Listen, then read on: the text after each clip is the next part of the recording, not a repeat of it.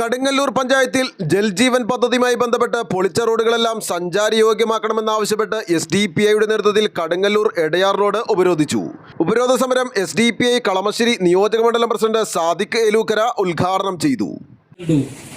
ഈ റോഡ് നിർമ്മിക്കാൻ അല്ലെങ്കിൽ ഈ റോഡ് പുനർനിർമ്മിക്കാൻ സഹായിച്ചത് നമ്മുടെ ഈ കളമശ്ശേരി മണ്ഡലത്തിലെ MLAയും മന്ത്രിയുമായ P. രാജീവാണെന്നുള്ള പോസ്റ്റുകളാണ് കണ്ടത്.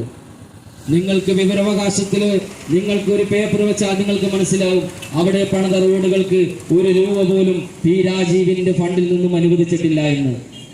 ആരെ കാണിക്കാനാണ് ഇതുപോലെയുള്ള വലിയ വലിയ ഫ്ലെക്സുകൾ വെക്കുന്നതെന്ന് എനിക്ക് മനസ്സിലാകുന്നില്ല. ഈ പഞ്ചായത്തിലെ മുഴുവൻ റോഡുകളും നന്നാക്കണമെന്നാണ് ഈ അവസരത്തിൽ സോഷ്യൽ ഡെമോക്രാറ്റിക് പാർട്ടി ഓഫ് ഇന്ത്യക്ക് പറയാനുള്ളത്. കഴിഞ്ഞ ദിവസങ്ങളിൽ ഈ പഞ്ചായത്തിൽ നിന്നും ആരംഭിക്കുന്ന റോഡ് അത് കൈണ്ടിക്കര വഴി ഏലൂക്കര വഴി ആലുവയിലേക്ക് പോകുന്ന റോഡ് അത് ഏത് കോലത്തിലാണ് കിടക്കുന്നതെന്ന് ഇവിടുത്തെ പ്രദേശവാസികൾക്ക് നന്നായിട്ട് അറിയാവുന്നതാണ്. ഇവിടുത്തെ നാട്ടുകാര് SDPI Kadungallur west panchayat committee president Faisal Potta അധ്യക്ഷത വഹിച്ച സമരത്തിൽ SDPI കളമശ്ശേരി നിയോജകമണ്ഡലം ജോയിന്റ് സെക്രട്ടറി അഷ്കർ മാനാലി വിഷയാവതരണം നടത്തി. കേരളത്തിൽ ഏറ്റവും അധികം മലിനമായിട്ടുള്ള ജലം, കേരളത്തിൽ ഏറ്റവും അധികം മലിനമായിട്ടുള്ള മണ്ണ്, കേരളത്തിൽ ഏറ്റവും അധികം മലിനമായ വായു, അത്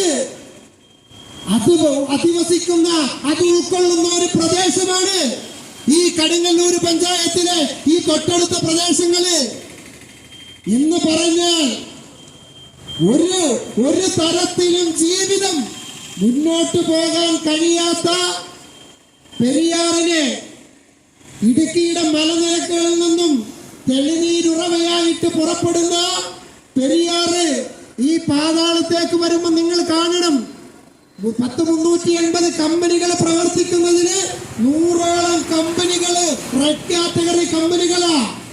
ഉപരോധ സമരം നടത്തിയ പ്രവർത്തകരെ പോലീസ് അറസ്റ്റ് ചെയ്തു നീക്കി.